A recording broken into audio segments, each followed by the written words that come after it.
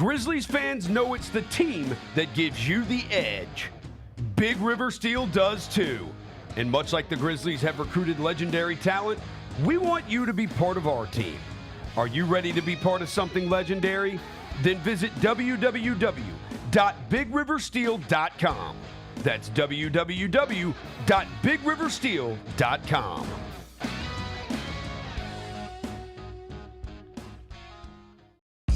Nate Bargatze. Look, I say a lot of dumb stuff.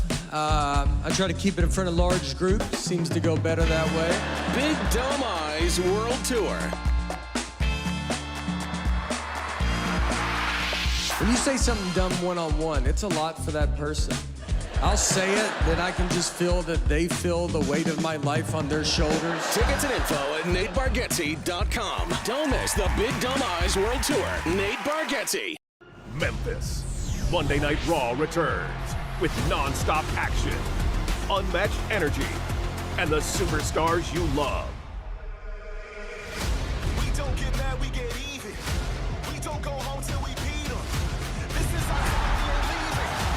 We need to turn undefeated. Witness the moments you'll never forget. Monday Night Raw, Memphis. Monday, February 16th. Tickets and ringsider packages on sale next Friday.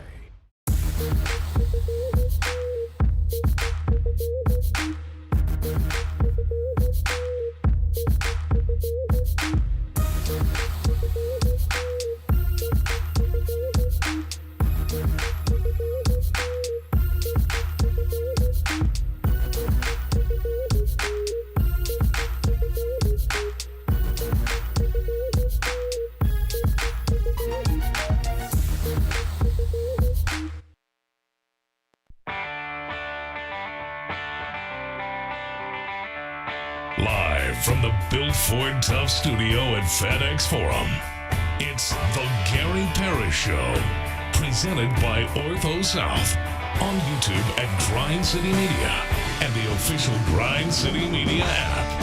Now, here's your host, Gary Parrish.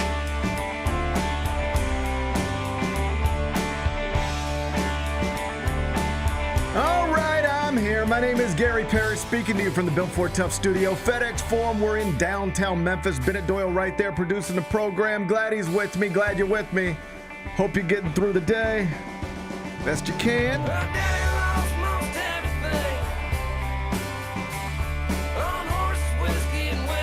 And I know you don't win football games with press conferences, but you can fire up football fans with press conferences, and that is what new Memphis football coach Charles Huff did on Wednesday at his introductory press conference on campus. I was there, fun scene. We'll talk about it momentarily. First, though, quickly, let me set today's schedule for you. In the next segment, about 20 minutes, Michael Wallace is going to join me, senior editor, Grind City Media. Grizzlies back in action tomorrow night. We're almost ready to get this thing restarted. The Jazz are on their way to town.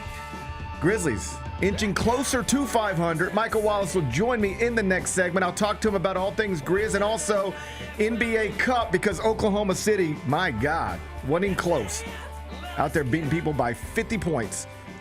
Impressive performance from the reigning champs. Michael Wallace will talk to me about it. We'll do it in the next segment.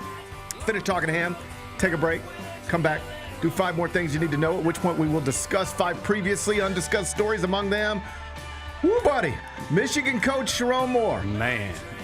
Woo, has been fired for cause because of what's been described as an inappropriate relationship with a staff member. He's also in jail. Wild situation. Wild story. We will talk about a football coach's downfall. We'll do that in about 40 minutes. Phillip Rivers met with the media in Indianapolis yesterday and was terrific, talking about why he's coming out of retirement to quarterback the Colts at the age of 44. It sounds like he really might play this weekend. We'll spend a few more minutes on that story. We'll do it in just a bit. Another former college basketball player, somebody who actually played against Penny Hardaway's Tigers last season, is caught up in a gambling scandal. The NCAA announced yesterday. These things are coming like every other week now, but I think I might side with the player on this one. I'll tell you how this thing went down. We'll do that a little later on in the show. Pete Alonzo. The New York Mets all-time home run leader. The New York Mets all-time home run leader has signed a 5-year, $155 million contract with Bennett's Baltimore Orioles. Come on down, Pete. Bennett's gain is my loss. I'll congratulate Big Bet Bennett and express heartbreak. We'll do that in the third segment. And Taylor Swift sat down with Stephen Colbert last night on America's Most Watched Network, the Network of Stars. She told him what she believes is the best song in her catalog. They talked for like 30 minutes. I'll tell you what she said during a segment we call 5 More Things You Need to Know. Then we'll eventually do GP's Carryout, and we'll call it a day. So that's the rundown. We got a lot to get to, but I did want to start with the University of Memphis football program, because on Wednesday afternoon, over at the Billy J. Murphy Athletic Complex, Charles Huff, he was introduced as the 26th head coach in Memphis football history. And the reviews are in. By all accounts, he handled that stage really, really well. We'll see if he can win an American championship, which was the stated goal by both Charles Huff and Dr. Ed Scott, the athletic director. But there's no doubt he can hold a crowd with a microphone, because I attended yesterday's press conference and I watched him do it remarkably well. Big Bet Bennett, it's good to see you on a Thursday morning. You too, man. What'd you make of your new football coach's introductory press conference? I mean, he got me fired up. When he started talking about the Tigers and apex predators, dude, I wanted to run through a freaking wall. I didn't know I was an apex predator. Dude, that guy. Did you know you were an apex predator? I know now. I know now. Yeah, I know now. I walked out of there wanting to eat something. Yes, I know now. No, that was exciting. I totally just, again, like, we'll see how it goes on the field, but just hearing him talk yesterday, long form, like it totally makes sense why they liked this guy and why they wanted to bring him in here, just because he has like real confidence, man. Like that, like he knows what he wants to do and he'll tell you. And I was excited about it. Yeah. I had told you previously I'd never met Charles Huff, but I had talked to people who did know Charles Huff, and they consistently told me, yes, he's a great football coach, great fit, perfect, all that stuff. But in addition to that, he will kill this press conference. The press conference is not the most important thing. Winning football games is the most important thing, specifically championships. But I was told to expect good things at the press conference, and he obviously delivered. But before we get to the substance of, what he said and how he said it, I will just say it was nice just to be back on campus. Like I've said before, I don't get over there as much as I'd like. I spent some good years bouncing around that place.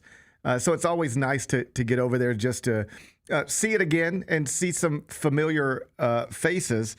Like I got there a little early, and the first person I see is Bob Wynn, who, of course, longtime staple over in the athletic department there. I think Bob started working there in 1975. Oh, how about that? So he's seen it all. He'd been there 20 years before I even showed up to be a student. But when I was a student, you need a football credential, or you need to see what time practice is. Can you get, the coach after practice? The person you reach out to, that's Bob Wynn for all those years. And I just remember how kind he always, I was just a college kid, probably looking and acting and sounding a lot like a college kid. And yet it was Bob and everybody else over on that campus who, treated me then the same way they would treat me yesterday. And so it was just nice, I thought, fitting to walk into that complex, and the first person I recognize when I walk in is Bob Wynn. So it was good to see Bob. And then as I'm walking around, so we're probably still 30 minutes away from the press conference. And I'm just sort of standing there, and I hear somebody go, Horn Lake. And I just sort of look around. I assume I assume that was aimed at me. And I see a guy, and he's smiling, and I see, I don't know who this is, but he just said Horn Lake at me. And I'm like, hey, what's up? I just do that. And I said, are you from down there? And he said, yeah. He said, grew up down there, but now I live in, Olive Branch. And I was like, oh, okay, cool. Well, man, it's good to see you. And at that point, I notice he's in working security, and he's got like a name tag, and it says R. McLean. And I just sort of see the McLean, and the guy's tall, and I'm just like, hold up a second. are you Ronald McLean? And he's like, yeah. And I'm like, Jesus, man, you're Ronald McLean. Because when I was a kid, that was the guy. Mm. Not many people came out of Horn Lake and really do much, you know? Yeah. Like we had Bill Selby went to the major leagues. That was awesome. And we had some good people do some good things. But like, if you made it out of Horn Lake, like you were a superstar. And Ronald McLean was that guy. He was a star at Horn Lake High before my time. He's a little older than me. Mm. But I just looked up to him as a kid. Like as a kid, that's the guy I was like, man, like you'd be playing basketball out in the driveway in Horn Lake and you'd pretend you're Ronald McLean even though you're not. And then he went on to play for the Tigers in the late 80s and the early 90s. Mm-hmm. He was like somebody from my school that played for the Tigers. And just to bump into him yesterday like that, like it really, I don't know. I just walked away smiling. Cool. And I was just like sort of being pulled a lot of different directions that I didn't have or I didn't take proper time to like tell him all of these things, like how cool that was to have him come up and say something to me like that, like the 13-year-old, 15-year-old, 16-year-old version of me would like, that's the coolest thing in the world. And so if anybody has access to Ronald McLean, please get this to him and let him know how cool that was for me to just be able to interact with him yesterday. So then the press conference begins. We all walk over to, the indoor practice facility where we did the show just before the season started. And they've got the stage set up and, everybody's there. All the media. Yep. Sat with Jeff Calkins for a minute. Got to catch up with. How's Jeff doing? Great. Good. Great. Looked great. Sounded great. Good to see him. See my buddy Michael Hawkins over there. He's a big, important booster connected to the University of Memphis. Wolo greeted Mayor Young. Saw Mayor Young. Greeted him. It's a who's who of Penny's there. Brooks Monaghan's there. It's sort of a who's who of Memphis sports, and the mayor's there. It's a big deal.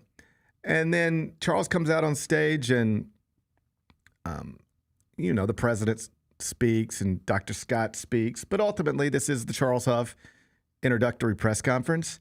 And he was great, just really great. And touched on all of the right notes. And I think the quote that's gotten the most attention is the one where he said, "So why am I here?" He sort of set the whole thing up like I'm going to, pose questions and then I'll answer myself, which is a pretty, like that's a good instrument to use when you are just talking to a crowd, because some people struggle just to talk to the masses, just start talking, you don't know where to go. But if you can think of it as, I'm just answering questions. Yeah, but there's nobody asking questions. Well, then I'll ask myself questions. I do this sometimes when we do like a 45-second stand-up, and they'll be like, all right, GP, count you in 3, 2, 1. Now just give us 45 seconds on Arizona being number 1 in the AP poll, like one of those type of things. And I'll say, can you just ask me what I think off cam? Just ask me, what do I think about Arizona being number 1 in the AP poll? And then hit record and I'll start talking. It's an easier thing to answer a question than it is to just talk. So he was using that device, I thought, effectively.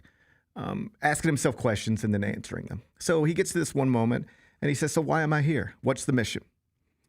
And he says, I'm here to close the gap. That's the mission. Close the gap. We've been good. We've won a lot of games, but it's time to win a championship. And you get the expected applause there. And Dr. Scott had earlier in the press conference said something very similar. Our goal here is to compete for and win conference championships in a way that positions us to be in the college football playoff. That's the goal every year. The unsaid part being, and that ain't what we've been doing. I did think it was interesting. No mention of Ryan Silverfield whatsoever, not by anybody. But indirectly, just about everybody referenced the fact that he never coached in a conference championship game and by extension never won a conference championship. And everybody on that stage yesterday made it clear that is the expectation at Memphis. Anything short of that right now is a failure And Charles Huff did not shy away from it. That's what I'm here to do. That's what I'm going to do because I know how to do it. I've won a conference championship as a head coach. I've been a part of conference championships as an assistant coach. I've worked with two of the best winners, biggest winners in modern college football, if not college football history, without stipulations. Nick Saban is widely regarded as the GOAT, and I know James Franklin maybe couldn't get the big one done, but go look at winning percentages over the past decade and all that type of stuff. I've been around some of the best football coaches in the country. I've been a part of some of the biggest football brands in the country. I've done it with other people. I've also done it when I'm the guy in charge. I'm not telling you what I think I can do. I'm telling you what I know I can do because I've already done it. Different places, sure, but, and he didn't say this exactly, but the implication was, because he did say this exactly, this is the first time I've ever taken a head coaching job where the thing wasn't broken. Every other job I took, Marshall, Southern Miss, broken. I had to go in there and really fix some stuff. This is not broken. The implication being, Ryan Silverfield has got this thing in a pretty okay place. Yes. Maybe he didn't take it where it needed to go. Maybe it closed terribly, but there's a solid foundation within this football program of success, culture. We've got all the resources. Dr. Scott made a point to highlight Cannon Smith and his involvement in the search. Obviously, that represents a still strong relationship with the Smith family.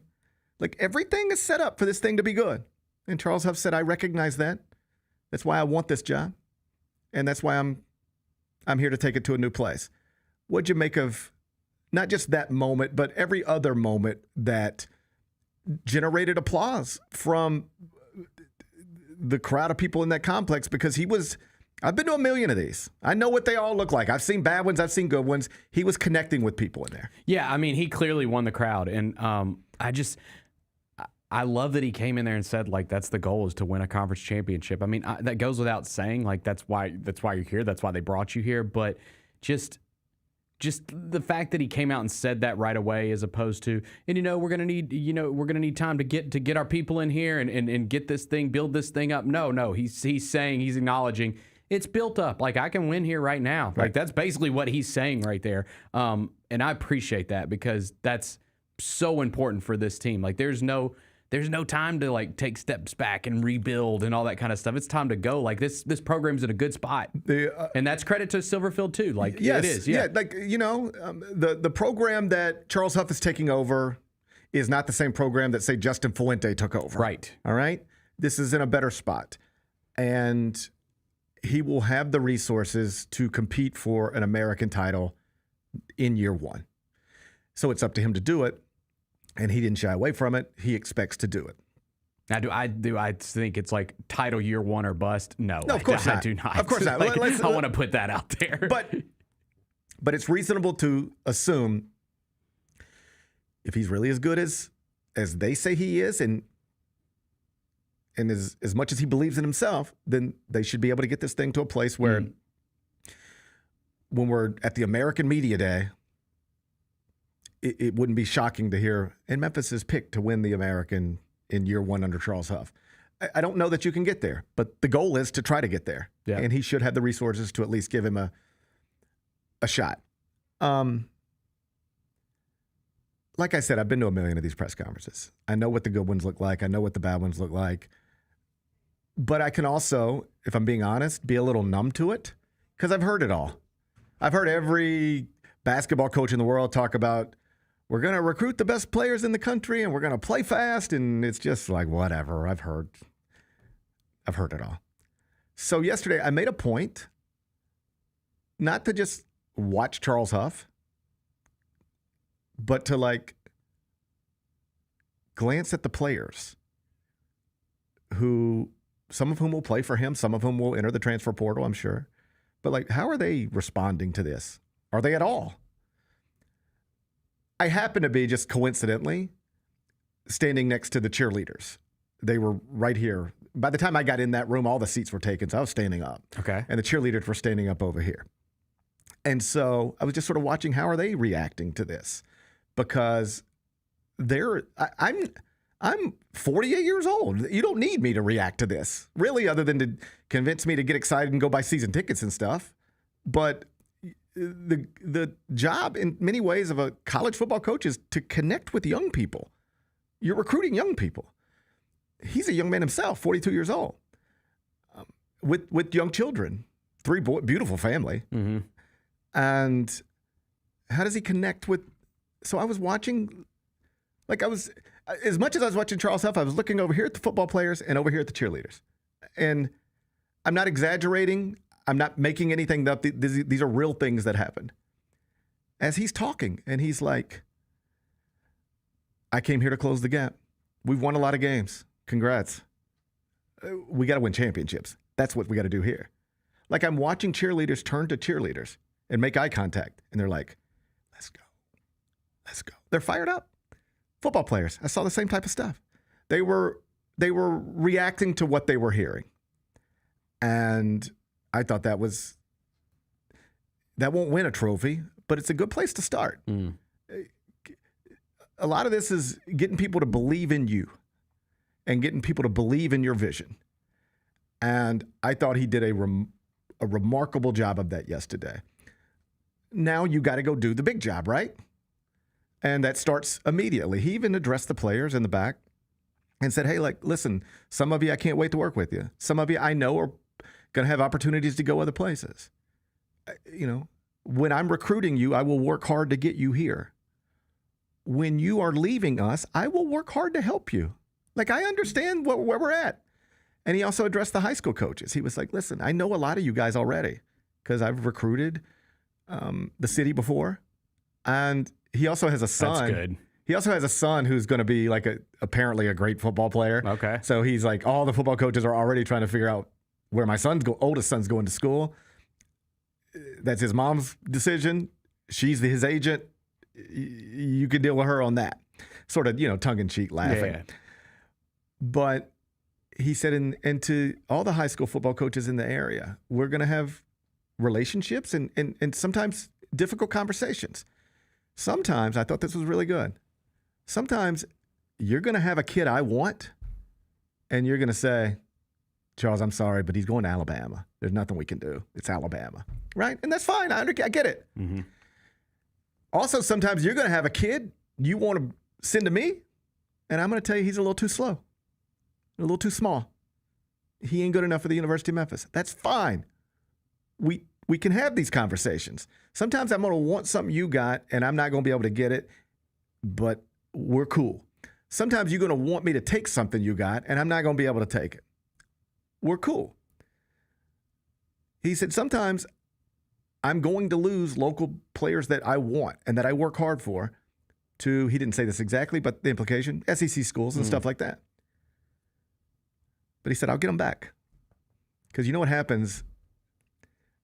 I don't have the numbers on it, but a good percentage of the time, particularly in this era of college sports, somebody enrolls at a Tennessee or an LSU or an Alabama.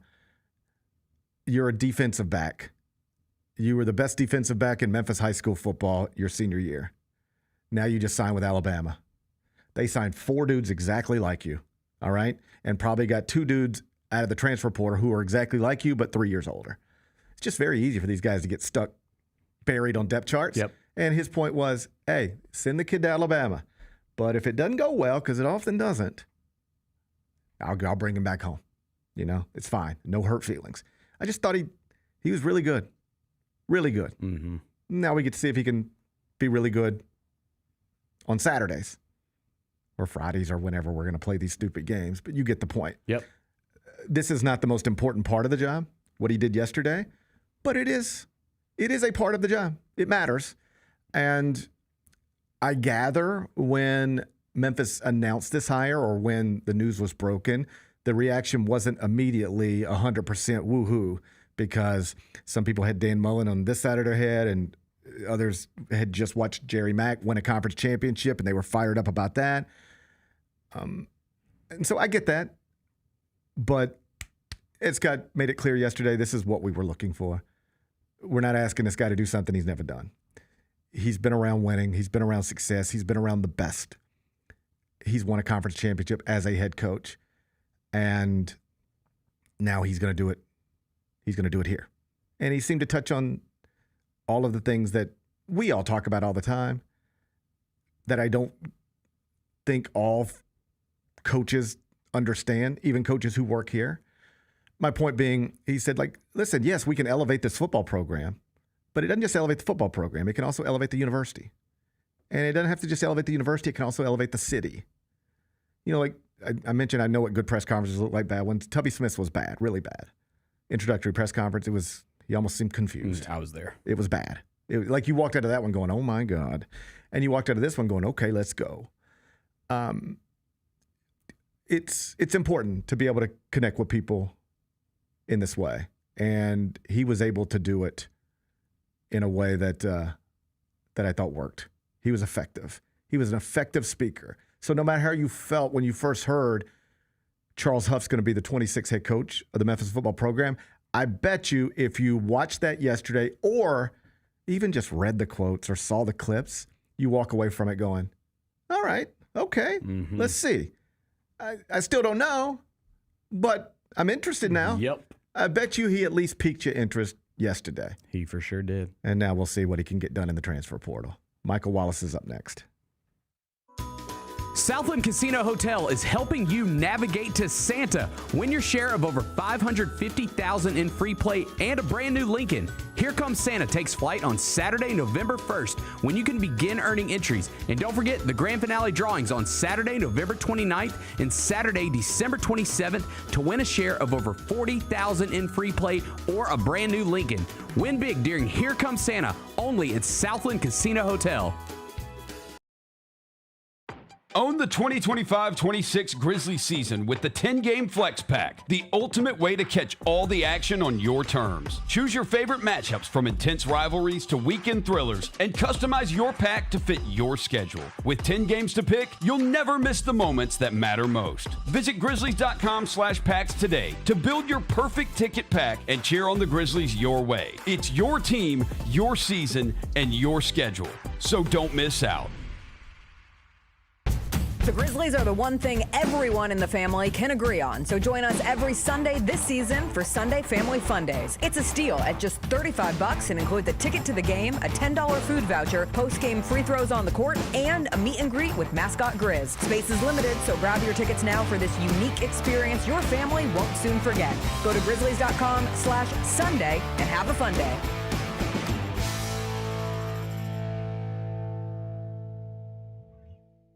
We are doing fantastic. Oh, hi, I'm the Grinch for those who live under rocks. We welcome you to Memphis. Well, thank you for having me. When did you get to Memphis? Just the other day. I was do you here. I travel? felt, my sleigh, obviously, taking it all the way down. Of course. Yeah, and then yesterday, I ran around everywhere. Yesterday, I went to the Peabody Hotel. I got to make sure all the ducks got into the pond. Tune in to the Jessica Benson Show with CJ Hurt live every weekday at 8 a.m. on YouTube at Grind City Media and the official Grind City Media app. The long goodbye begins. A very special evening with Journey. Final Frontier Tour.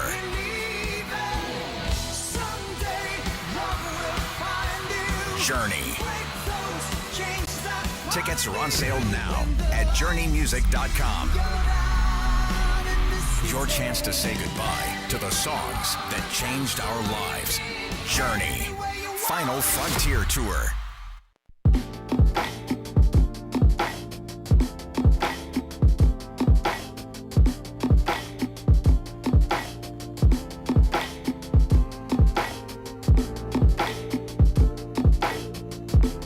Welcome back. Gary Parrish Show, presented by Ortho South. In the second segment, on Thursdays, I'm joined by Michael Wallace, senior editor, Grind City Media. He joins me right now. Hey, you've been in town for a little while. This break's good for you too, right? Back-to-back weeks, I think, in studio, man. This feels good. It feels special. Look at you. I appreciate you being here. Yeah. Let's talk about the Grizzlies. And for, I think, one of the few times this season, we reached this moment in a positive place. It felt... Yeah. I mean, a few weeks ago, like, they've lost 9 of 10. They're down 4 point guards.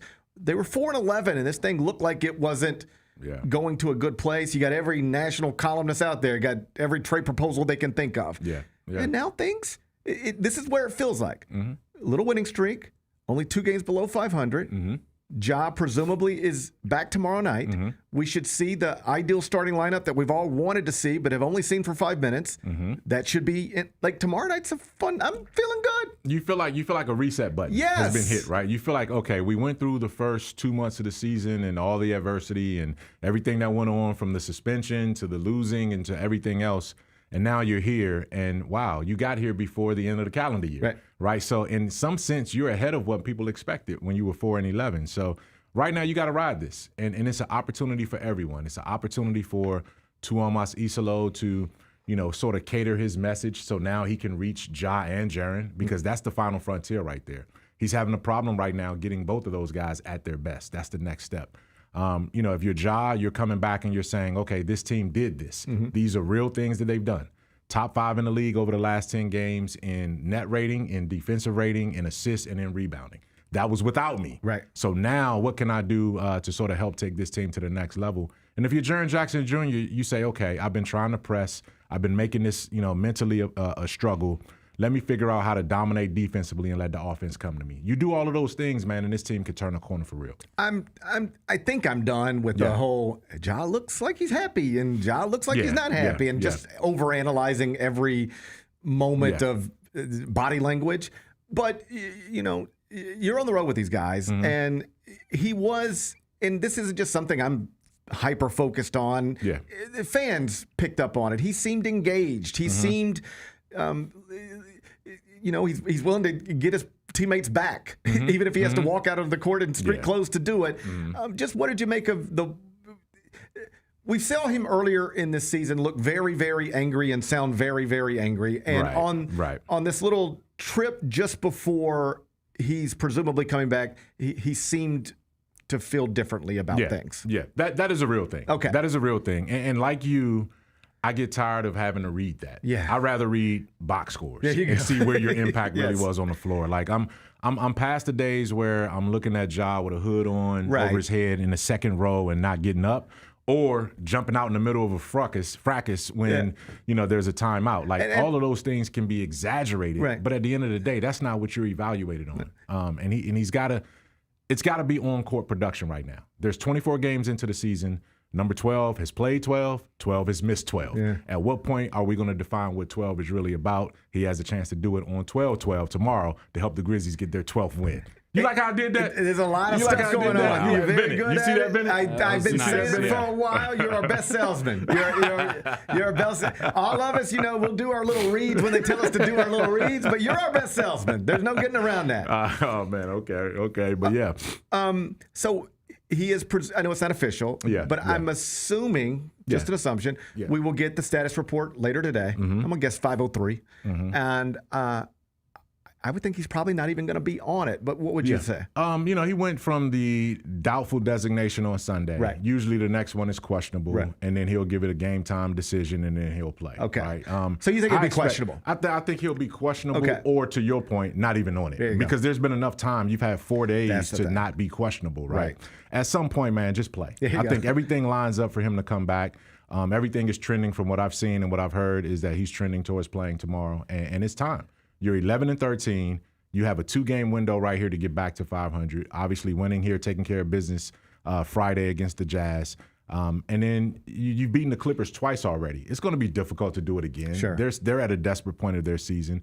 But you have a chance if you win Friday to go to L.A. on Monday and beat the Clippers, and then you're at 500. And now you're saying, okay, where are we going from here? And then you look at the standings, and you're like, Golden State's not that far ahead of us.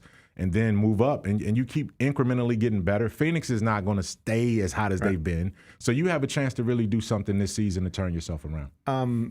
The point you make about the Clippers, I think, is on point because like on one hand, you'd be like, well, they could just overlook the shorthanded little Grizzlies.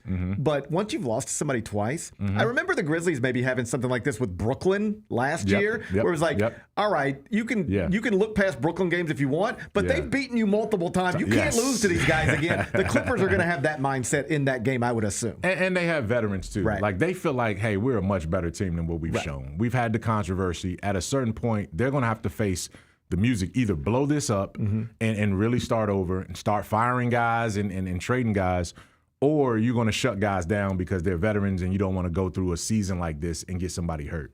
So they're at a teetering point, and that starts right now. And, so I think it will be a good game. It'll be a close game. But the Clippers are looking at this one like we gave them 2 victories, and now it's time for us to start taking this season seriously. One of the things I've noticed, I guess, certainly this season, but mostly in the weeks where Ja's been out with this latest injury. Yeah.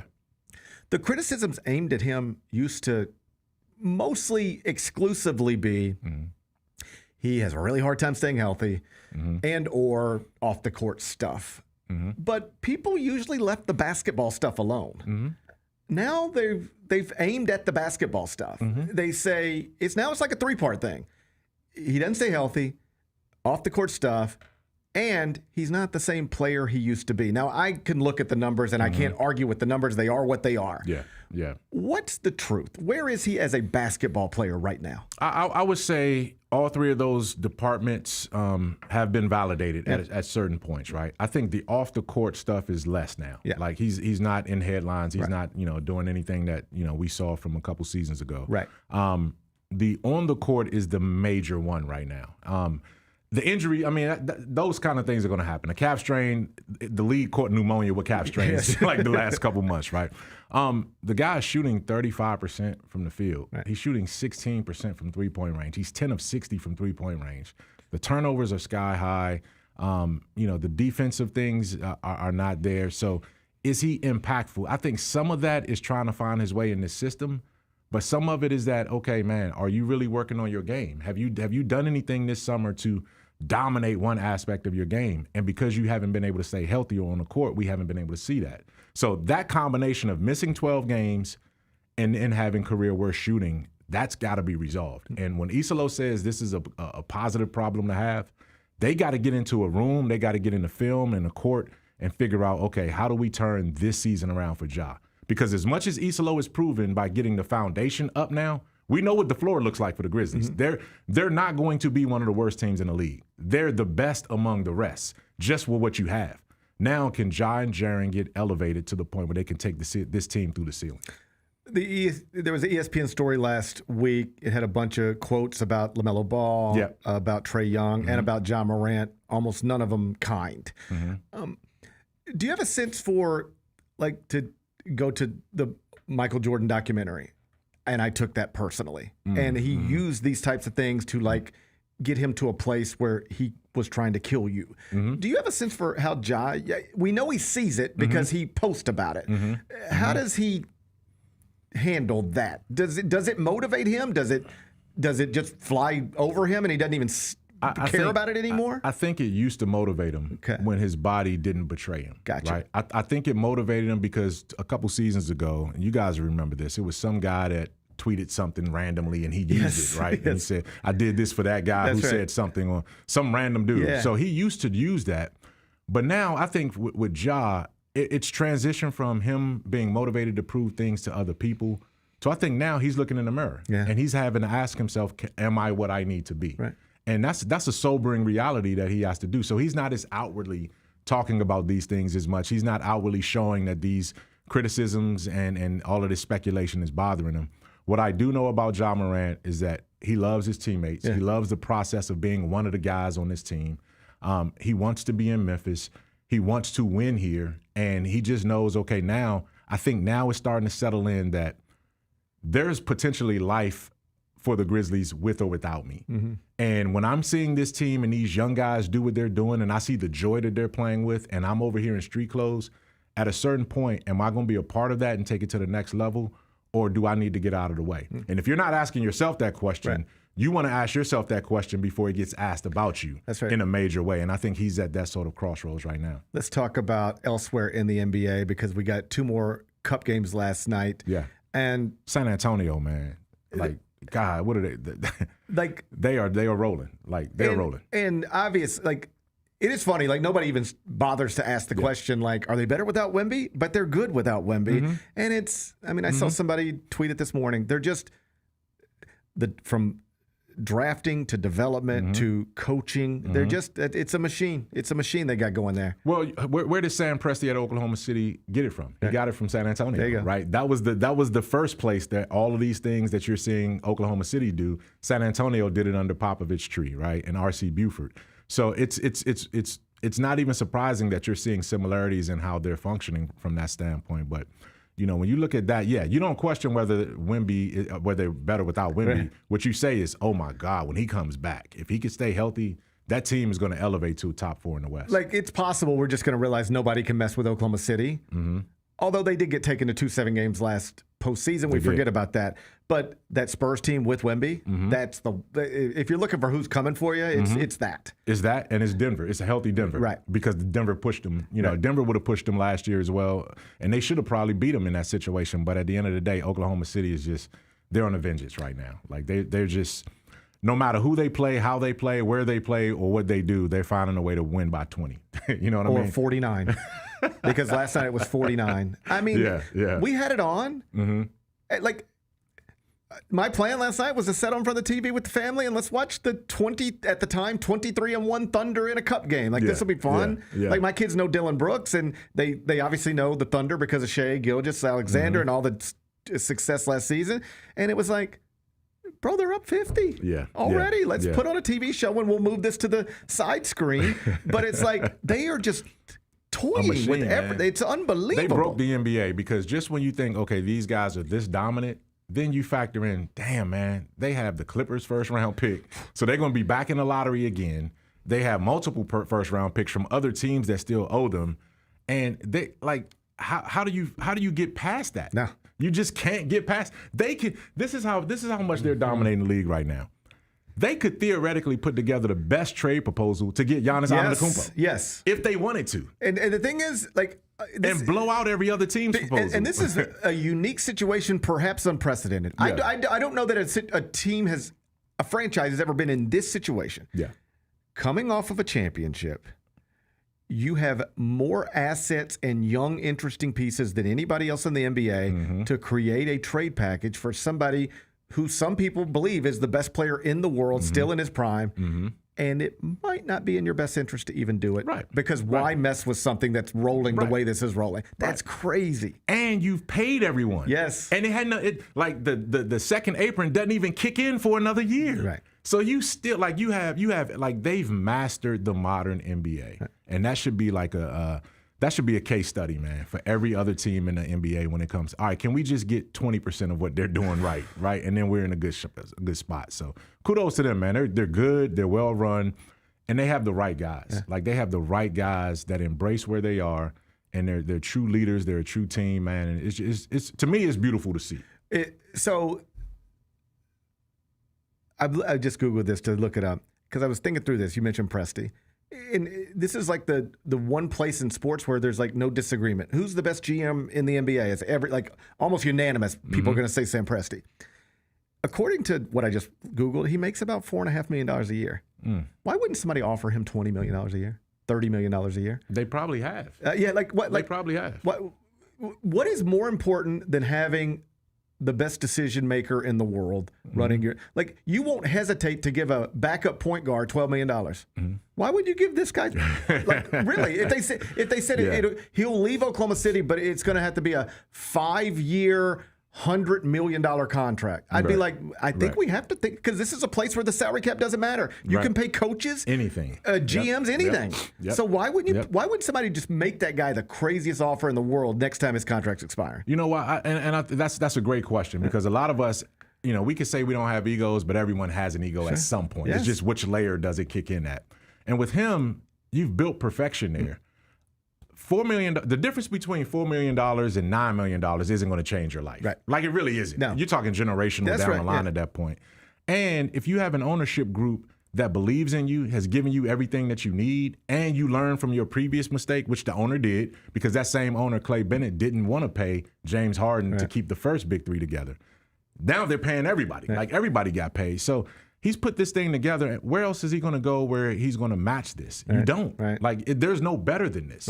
So, listen, at a certain point, yes, you don't turn down crazy, crazy money. But if I'm him and this is my kingdom with what he has, I don't mess with that either. Yeah, I'm not suggesting he should leave. Yeah. I'm saying if I were a billionaire owner, if you're Ballmer and you're trying to get this right in L.A., right? And his contract's expiring and it's all legal. Now, if I'm Ballmer, I might not care. I can just talk to him whenever I want, give him a fake job, doesn't matter. But create a shell company and do your thing. Right? But whenever I'm allowed to talk to that guy, I'm going to make him turn down the most ridiculous offer a GM has ever had in front of him. Yeah. Before I get you out of here, did you happen to see the Grayson Allen, Chet Holmgren thing last night? Nah. Let me. It was too much going on yesterday, man. Okay. Across all sports. So this happens. It's already 50-point game. So I've got it on mute over here. So when I look up, I just see a scuffle, and I'm like, I bet Grayson Allen's in the middle of this somehow. Of course. I sort of side with Grayson on this one a little bit.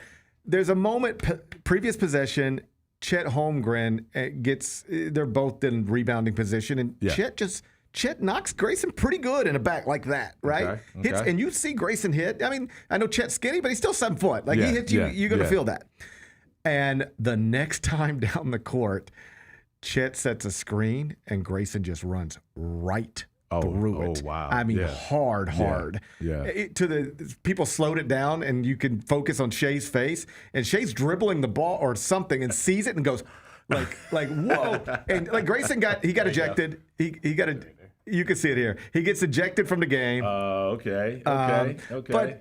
But you can't do that. This is one of those where the second guy gets caught type of thing. Yeah. But like Chet did pop him a little bit. Did. It was retaliation. Yeah. And Grayson, you don't mess around with Grayson when it comes to because he'll hit you back. Absolutely. Yes. Absolutely. Yes. I don't understand how he was ejected there. I think that was crazy. I mean, clearly it was an aggressive play by Grayson, but Chet is like bowed up. Like he knows he's about to take a shot. Well, the thing is, I don't think the refs knew that Chet had got him before. Yeah. So then they were like, "Yo, what are you doing, man?" A little bit like when Desmond Bain throws the ball. And that's the one right there, man. Like Dez was on something different when he just chucked the ball at Anunoby, man. So that was like at a certain point, I'm like, damn, Dez is like this the second time you've done this. I know, and then you know and what I'm then, saying? and like then, you in Draymond Green territory with this kind of stuff, man. Yeah, and then the very next game, he's mouthing at the end, and his coach is trying to get him to. Like, I know he had some moments here. The moment with Santi got a lot of attention. Yeah. But like, is he that guy? He can be. He's like that. He was going to emerge as the Grizzlies' resident tough guy. Okay. Because think about it. And they don't talk about this, but who took him under his wing the moment he got drafted by the Grizzlies? Dylan Brooks. Dylan Brooks took him to the barbershops here. He took him out, and like he came up under Dylan's like, all right, this is how you need to play. This is your mindset. I'm sure Dez had some of that in him already, but now you're seeing it taken to a different level, man. He's got some, and it's funny because Grayson Allen, Desmond Bain, and it was one other player, man, were all here at the same time. Dylan Brooks, you mean? No. It was man, what was the guard name that ended up Man, he went to Philly after that, and he's had some back injuries. DeAnthony Melton. Yeah. All three of those guys were here fighting for the same position. Right. Desmond's the one that ended up staying. That's right. From that standpoint. But yeah, He's Grayson back with Allen, the Warriors. Grayson Allen and Desmond Bain were here as teammates, man. So who knew that these things were ticking time bombs underneath them all this time? And after the game, Jalen Williams was talking about, he was sort of caught in the middle of it as well. And he was like, oh, yeah, whatever. He was like, it's the NBA, so people don't really fight. We just act like we're going to fight. That's true. That is true. There's only maybe one or two guys Isaiah in the Stewart league. might really fight you. But everybody else. Lou Dort might fight you. Right. Like, that's Bobby about Portis. it. Bobby Portis might fight you. Yeah, but that's even true. but to the that's the point. Even Isaiah Stewart and Bobby Portis, when face to face, acting like they want to fight, still didn't actually fight. So, but it was just in an otherwise boring game. You found something there. It was a neat little moment. True, all right, brother, true, I appreciate you. We'll see you at FedEx Forum tomorrow night. All right, man. Looking forward to attending your parking camp, your parallel parking camp. Now that you're instructing others now, you know what I'm saying? We did have a tutorial before you got in here. I scolded Jessica Benson. She's a fine parker under normal circumstances. She just had a bad day. She had a bad day. Sometimes you have bad days. She had to interview Cedric Howard. Like, she was trying to get in here here and get prepared. Hey, it happens. If you can't find time to do something right, how could you find time to do it at all? Right? Listen to the he got it Look right, at me man. now. I'm a parking snob now. I used to admonish people who backed into parking spots. Now it's all I do. I just love backing into parking spots now. I think I'm getting old. This is another sign of getting old. That's part of it, I'm man. just backing. I think this is what you do when you get old. You start backing into parking spots. This is it. This is how it happens. All right. I'll see you. Sir. I'll see you. That's All right, Michael brother. Wallace. Make sure you're following him on X at @MyMikeCheck. You can get all his work, grindcitymedia.com. We come back. Oh, Bennett. We got to talk about Sherrone Something Moore. happened? Oh, my God. We got to talk about Sherrone Moore. He lost his job yesterday, and he's in jail as of this morning. It's however you think your past 24 hours were, they're probably better than his. Probably better than his. I'll walk you through it best I can, what we know. We'll do it next. Gary Parrish Show presented by Ortho South. Grizzlies fans, dunks, dimes, and no-looks are great on TV, but nothing compares to catching them IRL. And that starts with buying tickets at Ticketmaster, the official ticket marketplace of the Memphis Grizzlies and the NBA. Ticketmaster gets you to the game so you can catch every highlight in person. From seeing your favorite Grizzlies stars up close to hearing the squeak of the sneakers on the hardwood. Put that jersey collection to use and get tickets at Ticketmaster. There's no better brag than saying you saw it live. See you courtside, Memphis. Let's face it, there's a lot of trash talk in basketball, but the great teams let their performance do the talking. Like Ford F-150 with Pro Power on board, a class-exclusive industry-first feature that turns your truck into a mobile generator and leaves the competition speechless. Ford F-150, official truck of the Grizzlies. Greatness starts here at your Mid-South Ford dealer. Class is full-size pickups under 8,500 pounds, GVWR.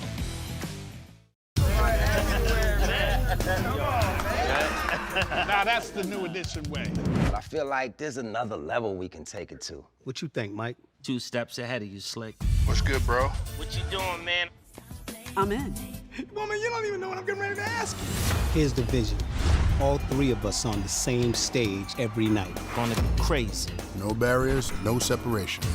It'll be like 9 kings and a queen. The next level starts now. In the 7 games that he has played, they have been the best rebounding team and the best assist team in the NBA. And a lot of that goes to Vince Williams, who has been Rondo. Vince Rondo, man. But this is 100% attributable to Zach Edey. The Chris Vernon Show, live on weekdays at noon on YouTube at Grind City Media and the official Grind City Media app.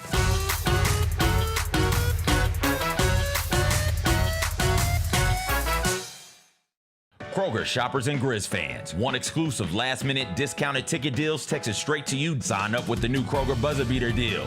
Fans can sign up by texting Grizz to 636-479 or visit your local Kroger store in the Delta Division and scan the QR code. By signing up, you agree to receive recurring automated promotional and personalized marketing text messages from the Memphis Grizzlies. Consent is not a condition of any purchase. Message frequency varies. Message and data rates may apply.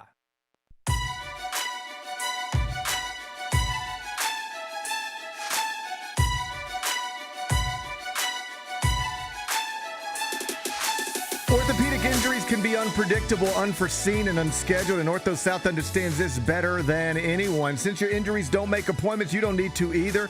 That's because Ortho South welcomes walk-ins during the weekdays, in the evenings, and even on Saturdays. So next time an unforeseen injury makes an unscheduled appearance in your life, visit orthosouth.org to find your nearest urgent care location. Just walk in, and Ortho South will take care of everything, especially you. Learn more at orthosouth.org. That's orthosouth at orthosouth.org. Now I got 5 more things you need to know. Number 1. Woo!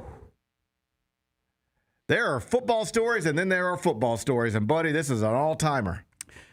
This is one of those that I had to wait a while before I formed an opinion on it because I couldn't tell what was real and what was fake last night. There's a lot of stuff just being thrown at us last night. Like it was like every 5 seconds, and I was like, what's really going on here? But I think I have an idea now. Okay. Please explain.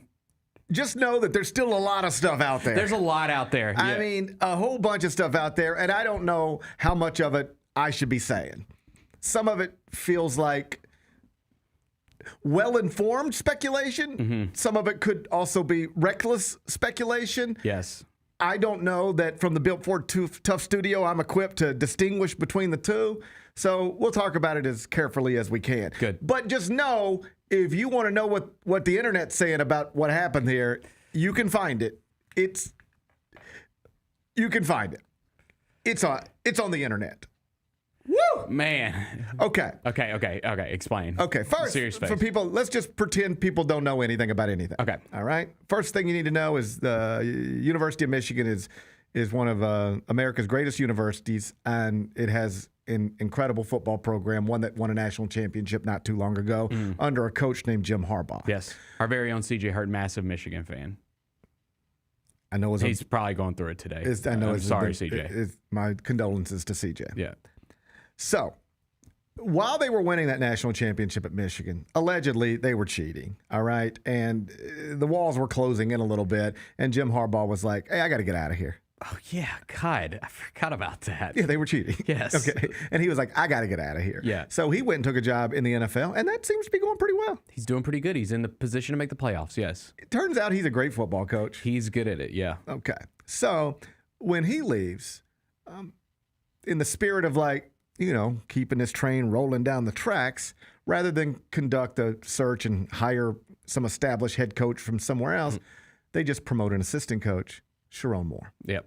And he has been the head coach there ever since, up until yesterday. Now, they're just coming off like a 9-3 season, lost to Ohio State in that big rivalry game. Clearly not up to Michigan standards, certainly not up to the Harbaugh standards. But whatever. He wasn't going to lose his job. But he lost his job, 4 calls yesterday. And that's really the first thing we hear. Sherrone Moore has been fired, 4 calls at Michigan. Whoa! What happened? Oh, I knew what happened instantly. When you see statements like that, you have an idea of what happened. Well, you could also... I'll just run you through my first. I don't think I saw it first. Inappropriate relationships. Yeah, but the first thing I saw was a text from somebody, and they was like, yo, you see this Sherrone Moore news? Fire for cause. That's all I heard. First thing I saw was a text. So I'm like, man, did they get caught cheating again? That's what I thought first. Then the next thing you see is inappropriate relationship with a staff member, and I'm like, okay, I know where this is going. And it went even further than I thought, allegedly. So there's legitimate, like Dan Wetzel, Pete Thamel, Ross Dellinger types reporting on this, and then there's just wild internet speculation. I'll do my best to mix it all together to try to paint a picture here. By the way, you can find it now. I guess nobody really noticed it in real time. But there's a tweet from like last month or early this month, like a week ago. And it's some guy, just a random guy, as far as I know. Certainly not anybody a million people follow. Just somebody on Twitter. And he was like, Sherrone Moore is married and having an affair with a staff member. This is the person. Picture's right there. That was like a week ago. So this has been... It's been brewing, yeah. Right. Based on the reporting, there was an anonymous tip made to Michigan recently. And it was that tweet. I mean, I wouldn't be surprised to find out the person who tweeted that is the person who sent the anonymous tip, because they clearly knew what they were talking about. They had the picture, the whole deal. So they launched an investigation into it, and it sounds like very quickly they realized the tip was credible, that their football coach was having an inappropriate relationship with a staff member. It appears to be somebody whose job was just to be a special assistant to the head coach. And so they launched this investigation, conclude pretty quickly the tip as it was presented is credible. And reportedly, they start yesterday moving the wheels on the firing process. He's at work yesterday, like preparing for a bowl game, all right? Like they play Texas in a bowl game. And at some point yesterday, reportedly, a team meeting is called. And all the players and all the assistant coaches are told to meet here. but he's not involved in that. At which point, antennas start to go up. And then he reportedly went to a residence that some reports have tied to this staff member. And that is where an incident reportedly unfolded. And he is now being held in jail on suspicion of assault. So if you start connecting all these dots, what it sounds like, and I won't get too specific here, it sounds like he was having an inappropriate relationship while married with a staff member who is a subordinate. Mm-hmm. Like this is all, and like the married part obviously complicates his personal life. Yeah. But really that's not got anything to do with this. Right.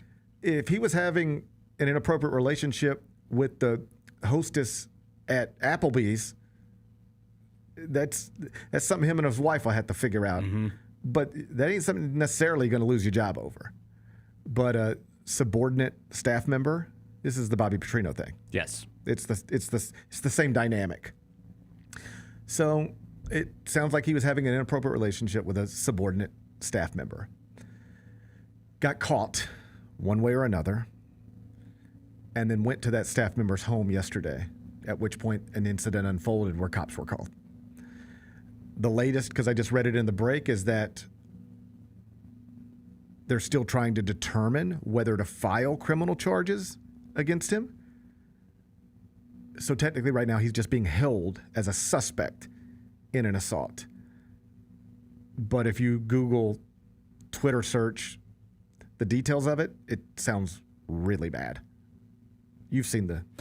Yeah, and that's the part where I'm like, I don't know what's credible and what's not, but like So- I've seen a lot of stuff and it sounds crazy. It sounds like a crazy scene unfolded. Yeah. It sounds like he crashed out. Yes. It sounds like if this Because is... if you're at the facility, you see the team meeting being called and all that kind of stuff, then your mind starts going places, and yeah, then after it sounds like he just crashed out. It sounds like he crashed out and might have really taken this to another level that could be hard to recover from. Because the thing is, man, is if like, again, like a scandal like this, we've seen it before in college athletics. If it happens, like, yeah, he's going to lose his job and everything. You can recover from that. Like you can get another job in football and recover from that. I mean, Bobby Petrino was just the interim head coach at the University of Arkansas. Right. After being fired by the University of Arkansas for similar behavior. Yes. Okay, there is a path back for almost everybody. But if what is being alleged happened after he left that football facility yesterday happened, that path becomes way more blurry. Yeah. And you also, like, in all seriousness, you worry about him. Yeah. Like, are you going to be okay, man? And I mean, like, are you going to be okay? Because very few people ever have their lives flipped this upside down so publicly. I know everybody's got their jokes and their memes, and, you know, laughter is involuntary. If something's funny, I'll laugh at it. But broadly speaking, this is not funny. This is awful.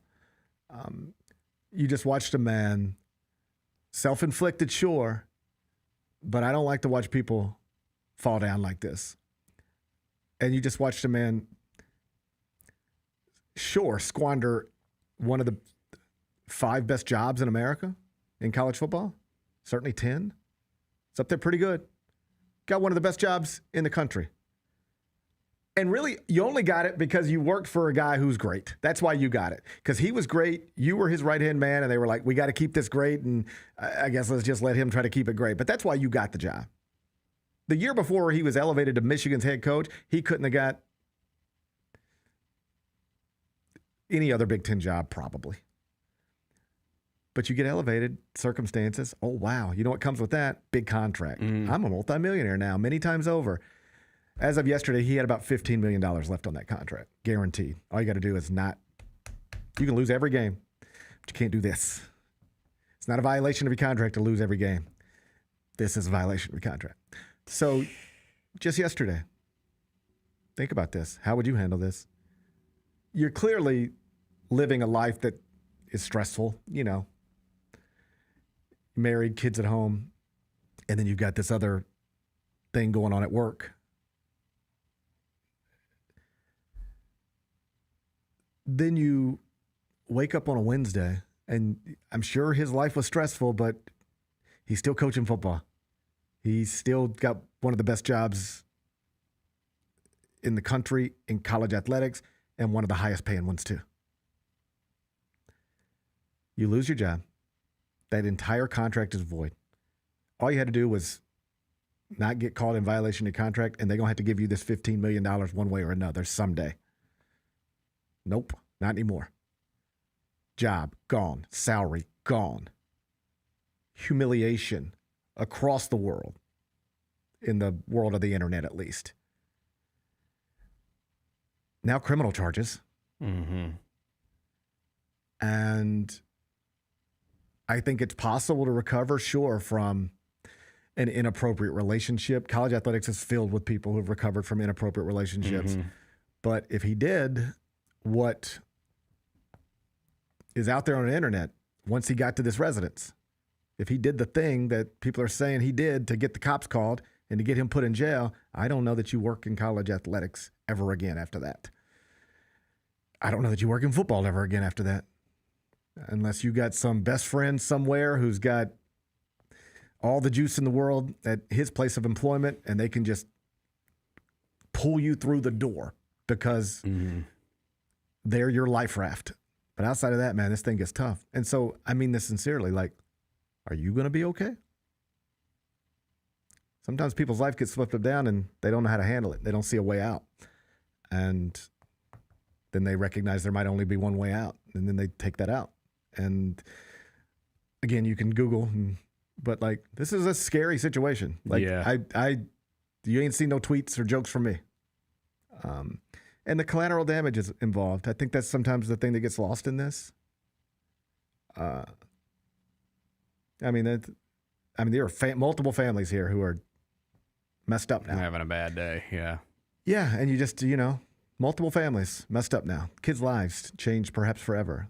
I think sometimes that gets lost in all of this. Like, these things can get real messy. And this is the messiest because it's so public. And you just feel sick for those kids. And yeah. Obviously, there's adults involved here who put themselves in this position, and they can own that however they need to own it. But there's a lot of people also involved here who had nothing to do with this, and their lives are impacted negatively as well. The least of which is a Michigan football program that's now looking for a new head coach. And so, man. And I guess you see this yesterday, and a lot of people are like, how, so stupid, and how could you do this, and how could you do this? And I know that every time you see a person get caught up in this stuff, that's the first question everybody asks. Like, well, I don't. How could he do this? The same way Bobby Petrino did it. The same way everybody who's ever done it has done it, and the list is 1,000,000 miles long and goes back as far as anybody can remember. This is the world we live in. It's crazy to risk a Big Ten coaching job over what amounts to a side piece. Yeah, that's crazy, right? Would you agree it's crazy to risk the presidency of the United States over a side piece? Mm-hmm. It happens. Yeah. This is what we do. That's fair. This is the list is long and it goes back forever. So, in that way, Sherrone Moore's not that different than any other character you've ever seen get caught up in this. I'm sure he regrets it today. I would think so. And I'm sure he regrets a lot of stuff today.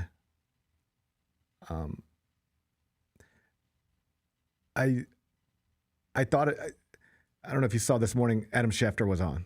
And they're going to him because, when you're dealing with NFL coaches and NFL stuff, you're often dealing with agents, and these agents often represent a lot of college coaches too. So Schefter is probably equipped to. Oh, he's kind of plugged into both. Yeah, right. Yeah, and he's also a Michigan alum. So that's a different aspect of this. And he was asked about it. And the first thing he started talking about was the collateral damage, and started talking about being worried about Sherrone Moore. Like, first things first, sure, there's a football job that needs to be filled, but there's a man here who it sounded like Schefter knew more than he was allowed to say and recognized this has gotten scary. Like, this isn't just a man who's going to lose his job and we'll see where he is in 2 months. Like, yesterday scared people. The way it unfolded and the things that allegedly happened, it looked like it shook some people. Like, this isn't just a personnel decision anymore. We got real life stuff in play here. And so I'm sure we'll get more details emerging today. But, we had our own version of this at Memphis once upon a time with Tick Price, but it didn't lead to all of the things this one allegedly and reportedly led to. So this is one where, I don't know, if you're watching a documentary in real time, we're probably in the first 10 minutes right now. We'll get a doc. There's no doubt there'll be a documentary about this. We're probably in the first 10 to 20 minutes right now. We got a long ways to go till we get to the end of this story, and I just hope it ends without getting worse. I hope the worst things we've heard about this so far are the worst things that we're going to hear about this. Because if it gets much worse than what's already out there, awful story. Number 2. Phillip Rivers met with the media yesterday in Indianapolis and discussed everything from how he feels to how this happened to why he's doing it. Did you see one of the reporters asked him how much he weighs? Which is inappropriate. Come on, man. You can't do that. I mean, I guess you can, but this is one where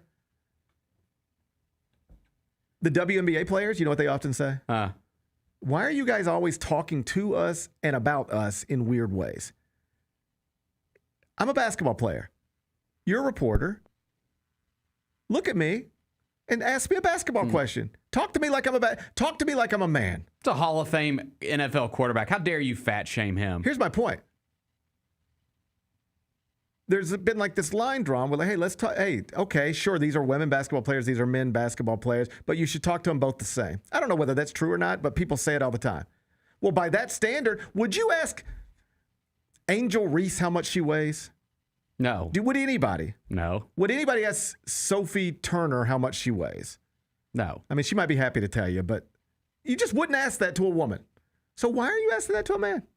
I mean, I don't really care. Phillip Rivers he laughed it off, but it did strike me He's a as nice guy. It did strike me as that's an odd thing to ask a man in his mid-40s who's been retired for 5 years. Yeah. Because you know what he said? No, dude, I'm not in NFL shape. Yeah, I mean, that's what he said.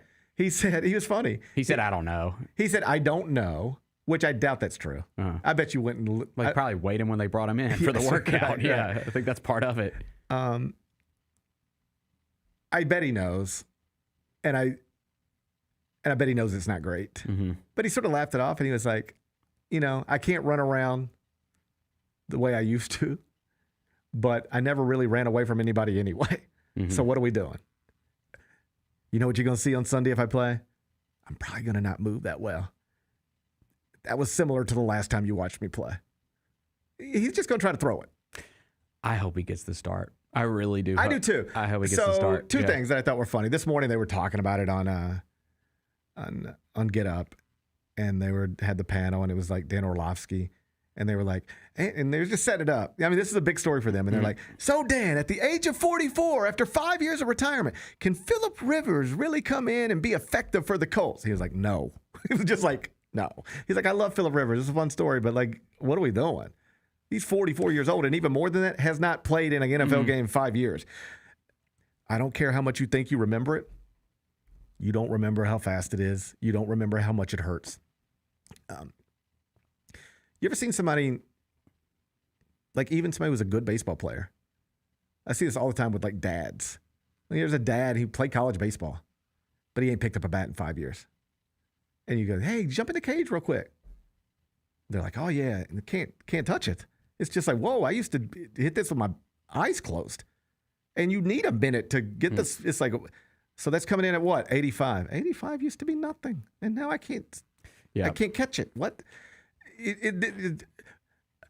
I think just as important as being 44 years old is being away from the game for 5 years and trying to play. You could take a 25-year-old and he ain't played football in 5 years, you going to throw him on an NFL field? I'd be like, he's not ready for the speed. He's not. It's going to take a minute for him to recognize this is different. I ain't done this in a long time, but I'm not comfortable. So that was among Orlovsky's thing, was just like this. He has no optimism that it's going to go well. And I think that's probably the right opinion. It's unlikely to go well for all the obvious reasons, but I am interested in seeing it, and I hope we do see it. And this is the part that, because we've spent the past couple of days just, joking around, got to get away from the 10 kids and all that stuff. Mm-hmm. But he said yesterday, like, among the reasons he wants to do this, and I get this, because I have kids around the same age as his, I guess I have kids around the same age as his oldest and his youngest. I just don't have, we stopped at 3. Mm-hmm. He got 10. So he's got but like our oldest are about the same and our youngest are about the same. And then he's got a bunch more in the middle than I do, like 7 more in the middle. But he was like, my little guys are excited. They never seen me suit up. And he was like, you could tell he was genuinely like happy about that. Yeah. Like you guys have to understand, my little guys have no memory of me playing football. None. And they're like, but they watch the NFL. What if I can show them? What if I can just throw a touchdown pass? Well, it's just like they're just going to see their dad play in an NFL game. Yeah, that is pretty cool. That's just kind of cool. I'm heavily invested in this, by the way, because the fantasy playoffs start this weekend, and I roster Michael Pittman on one of my playoff teams. Yeah, and he's the Colts' best receiver. Sure. And so I'm just hoping this dude comes out and slings that thing. Like, I'm invested now. I want to see this. The other thing, too, man. What time do they play? I believe Sunday at 3:30, I believe. Oh, on what channel? I'm not sure. Please be CBS. I'm not positive. Please be CBS. But I know they're the afternoon game. Yes. Oh, this is going to be perfect. Yeah. Man, I spent like half of my adult life every Sunday. You know what I do? I watch Phillip Rivers throw an interception, and then we go straight to 60 minutes. 60 minutes. It's nostalgia. Oh, man, it's a throwback. Yeah. Phillip Rivers kicks at 3:25, CBS, America's Most Watched Network, Network of Stars. Back on the West Coast, they'll be in Seattle. Oh, man. It's fun. I can't tell you how many game-ending interceptions I watched Phillip Rivers throw on the West Coast, and then we went straight to Leslie Stahl. Yep.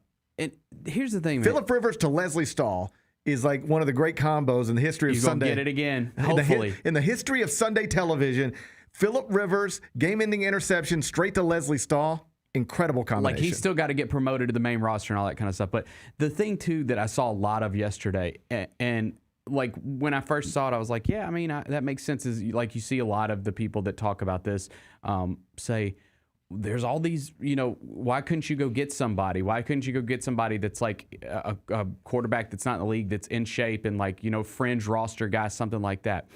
The thing is, man, they lost their starting quarterback and their backup quarterback this week, okay? So they don't have a quarterback, and you have less than a week to get ready for this game. So I understand, like, because I saw, like, Cam Newton said he was offended about it, because Cam Newton's a younger man. He's a guy that might still want to play in the NFL. And I totally get that. The thing is, though, is you have a very limited amount of time to bring this guy in and teach him your playbook, all that kind of stuff. In theory, Phillip Rivers already knows or remembers a lot of that stuff because he has played with this coach, been in this organization. It's a desperate move, but you don't have time on your side. That's why it was such a wild headline to read. We've goofed about it this week, but as you think about it, it's not that crazy that they would bring a guy like that in here. Well, I think it's important to note, and most people know this, the coach and Phillip Rivers are best friends. Mm-hmm. Like, they talk every week anyway. Yeah, so he knows his stuff. He knows what he's doing. There's a comfort level there where it was like, you don't expect to be having to find a fourth quarterback in December, all right? So you're scrambling anyway. And, like, it'd be one thing if they were, instead of 8-5, 5-8, then it's like, all right, where's this thing going anyway? Who cares? Mm-hmm. Like, just play the third-string quarterback or bring in somebody. At this point, we're trying to lose anyway to get a better draft pick. But I think they're still in position. They fell back with that loss to the Jags this weekend, but they are still in a position to make the playoffs. So I don't know that this makes sense to me. I don't know if this is what I would have done, but there's a comfort level there between these two men that Phillip Rivers yesterday even said, I was watching the game live. Like, he was watching the Colts live on TV when Daniel Jones got hurt. Mm-hmm. He's like, and I first I just felt bad. He's been having an unbelievable season. But then Phillip Rivers said, I wondered, are they going to call? Because he has a relationship with the organization and with the coach. And apparently while he was there for that year, this shouldn't be surprising. Everybody loved him. Yeah. He seems like a great guy. Everybody seems to like him and enjoy him. So, hey, who was here when Phillip was here? Yeah, I was. He was great. The best. All right. He's your best friend, right? Yeah. He's still working out with quarterbacks and throwing and coaching. He's still on a football field, holding footballs and throwing footballs. All right. We don't know how well he can move, but we never really knew how well he could move. Let's give it a shot. That's where we're at. Yeah. And it'll be a neat story. And I hope he gets the start, man. I want to watch it so bad. And so yesterday, I know I know what I said, and I'm sort of joking around like, I don't know that I'd want to be playing football at the age of 44. Sounds like it would hurt. Things hurt at 44 more than they hurt at 24 or 34. Mm-hmm. They just do. And all of that's true, but I'm just sort of goofing around when I say that. I think it's trumped by he seems excited about the idea of maybe playing in the NFL so that his little kids can see their dad play in the NFL. Just if it's nothing more than that, that's sweet enough for me. And trust me, he ain't going to be taking that many sacks anyways. He's going to get rid of that ball no matter what. That's the problem, though. When you get a little older, man, you think you're getting rid of the ball quick, but you're not. Yeah. You think you've got a tenth of a second left to hold it, but you don't. It happens in boxing all the time. Roy Jones is my favorite example of it. For 15 years, 10 years, nobody could touch him. Unorthodox boxer. You would never teach somebody to box the way Roy Jones boxed, but nobody could touch him. He's too fast, too quick. Couldn't touch him. He could stand right in front of you. You can't touch him. Oh, buddy. He got it, Yep. And then you're one day older. Yep. You're one day older than you were yesterday. Then everybody could touch him. And he did not age well as a fighter. You want to know why? Because he didn't know how to protect himself because he never had to. That's true. Now you're not fast enough to get away from people. You can't see it. And now you're just getting popped by everybody. Glenn Johnson, Antonio Tarver. That age thing, man, you just wake up one day and you realize you're not, you think you can do all the things you used to do. You feel like you should be able to do all the things you used to do. You can't do them. Yeah. You know who's going through it right now? Travis Kelce. He's dealing with that right now. It's a weird thing when you realize, man, I'm working just as hard. I understand it. I know where I need to be. I'm processing it. But for some reason, I'm not catching these balls anymore. I'm dropping these balls now. I used to catch that 99 out of 100, but now I'm dropping it. Why? You're old, man. Yeah. This is the way you're old. Yeah. So man, I used to could stand in there and make this throw. Yeah, that was 5 years ago, man. It was a long time ago. I'm not optimistic, but I can't wait to see it. I hope it happens. All right. Yep. Number 4. Number 3. We got a new gambling scandal. Uh-oh. All right. Most time I hear about these gambling scandals, Michael Porter Jr., Terry Rozier. I look Kevin at Porter Jr. Or wait. No, Jonte Porter. Jonte Porter. Who is Kevin Porter? Why? Kevin Porter was he had an incident with a woman. Okay, Jonte Porter is Michael Porter Jr.'s brother right. who got in trouble. Yeah, yes. Okay. Most times, like the Jonte Porter one, I read that one and I go, oh, man, what were you doing? Mm-hmm. What are you doing? You know you can't be what are you doing? All right. This one, I think I might side with the player here. So here's the story. You tell me what you think. The NCAA yesterday accused Marcus Williams, former San Francisco player. Okay. So he played in FedEx Forum last year. Okay. Against Memphis. Went like 1 of 6 from the field. So his overs didn't hit that night. I doubt. But he's played for San Francisco, good basketball program. NCAA yesterday accused him of knowingly sharing information about his statistics in upcoming games with a player at a different school who was betting on his stats on daily fantasy sites. They've got text messages between these two men. Okay. One of them is a player at San Francisco. That's Marcus Williams. The other one is a player at another school who used to play AAU ball with him. Okay. So they grew up together playing, and then they went to college at different places, but they keep in touch, right? So this is the way it apparently went down. And this was last year. I think we know more about this today than we knew even a month ago, given how that big scandal that rocked basketball last month, I guess it was. We know more about what you can and can't do, should and should not do. I mean, we had to take another gambling thing, like class certification thing here. And CBS just had a conference call literally Tuesday.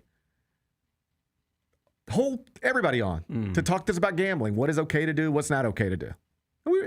200 people on a conference call. Gotcha.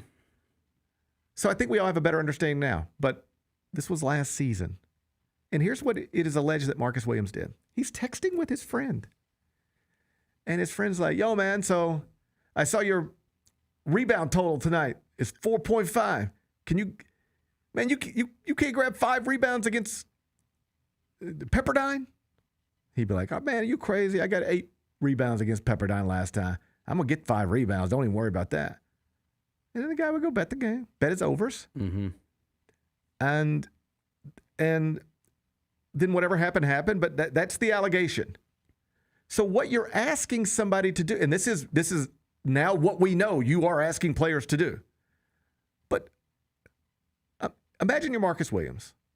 You're in the middle of last season. All this recent gambling stuff that we know about, all these recent tests we've had to take, we ain't taken them yet. We don't know about it yet. It's last season.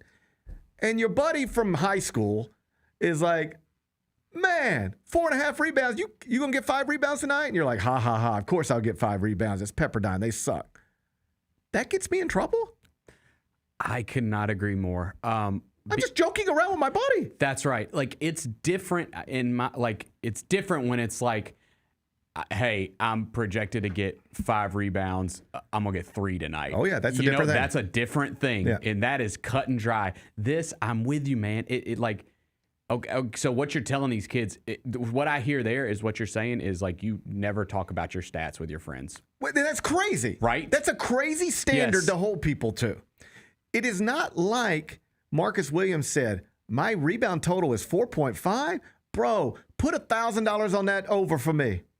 That's not what he was just like, yes, I'm going over. Now, if we found out Marcus Williams was betting overs himself, I think that's better than betting unders because at least you're trying. But that's also not good because you can manipulate the game. Sure. You know, like, hey, you're in a tight game. Let's say your point total's 14.5. You've got 14 points. You're in a 1-possession game, final minute. You're the point guard. You bet your own over. I could get it to the open man over here for a game winner, but I need to go over.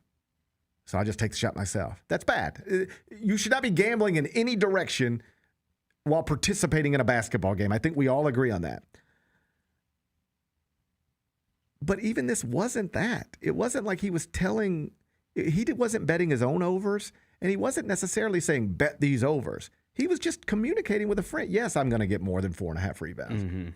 So his attorney released a statement yesterday. Here's what it is. Marcus regrets that he responded with confidence when a friend and former AAU teammate reached out to him about published betting lines for his stats on various games. But he certainly never told anyone to bet his unders or told anyone to bet against his team. So it's like, yes, he told somebody, I'm confident I'm going to go over that number. And then that person went and bet that. And that's really what we're getting to. Now, to be clear, here's what we know now. You are supposed to not comment on that, even to your friend. You ready for this? If I'm working sideline on a game, let's say I had a game earlier this season, Tulsa, Rhode Island, at the Veterans Classic in Annapolis, all right? If I go to shoot around and I watch the star player leading scorer turn an ankle and shoot around, and he's out, but they haven't announced it. Nobody knows this. I'm here. Yeah. If I got caught texting Chris Vernon and being like, yo, man, I'm at this Rhode Island practice. Their best player just twisted his ankle. He ain't playing tonight. If you want to go ahead and jump on Tulsa before the line moves, jump on it. That's not illegal, but CBS would have the right to terminate me. They have told us explicitly, no inside information is to be shared with anybody as it pertains to, and if you want to bet this or you should get on this. Like, it's just a no-no. So, like, But is that something I knew 3 years ago? I mean, 3 years ago, I'm not saying I did this, but I might have. I mean, I'm telling you I didn't. But it wouldn't have occurred to me like it's off limits. Like I just watched somebody go down. Hey man, I'm at this practice and the player just went down. You know, I'm not going to tweet it to the world unless I'm reporting it. But like, hey, buddy, you want to go max bet this one before the line moves? I might have done that. I didn't, but I might have. It wouldn't occur to me. It would not have occurred to me. That's like a no-no that could cost you your job. But what I now know is that it is.